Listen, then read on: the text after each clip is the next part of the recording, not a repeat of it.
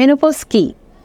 Menopause হচ্ছে মহিলাদের জীবনে একটা ধাপ, যেই ধাপে মহিলাদের ইস্ট্রোজেন হরমোন একদম কমতে থাকে এবং বিভিন্ন রিপ্রোডাক্টিভ যে ক্ষমতাগুলো মহিলাদের আগে ছিল বা রিপ্রোডাক্টিভ হরমোন, সেগুলোর মধ্যে একটা পরিবর্তন আসে এবং সেটার প্রেক্ষিতে তার বাহ্যিক শারীরিক বিভিন্ন ধরনের পরিবর্তন আসে। এতে করে তারা বিভিন্ন ধরনের সমস্যায় ভুগে থাকেন।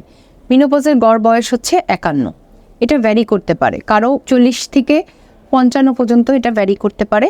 এটা সাধারণত বংশগতভাবে কারো আগে আগে মেনোপজ হয়, কারো দেরিতে মেনোপজ হয়। তো এখন মেনোপজের প্রথম যেই সমস্যাটা হয়, এগুলোকে আমরা মেডিকেল টার্মে বলি ভেসোমোটর সিমটম। আর হট ফ্লাশ মানে তার অনেক গরম লাগতে থাকে, ঘাম ছুটতে থাকে, আর আস্তে আস্তে বয়সের সাথে সাথে ইরিটেবিলিটি মানে রুক্ষতা, রাগ ভাব, মানসিক সমস্যা, তারপর হাত পায়ে ব্যথা, হাড্ডির ব্যথা, তারপর হচ্ছে প্রস্রাবের রাস্তা জ্বালাপোড়া করা, মাসিকের রাস্তা জ্বালাপোড়া করা, স্বামীর সাথে সহবাসের সমস্যা, এছাড়াও আরও বিভিন্ন ধরনের সমস্যা হয়ে থাকে। এখন মেনোপজকে আমাদের খুব সহজভাবে গ্রহণ করতে হবে।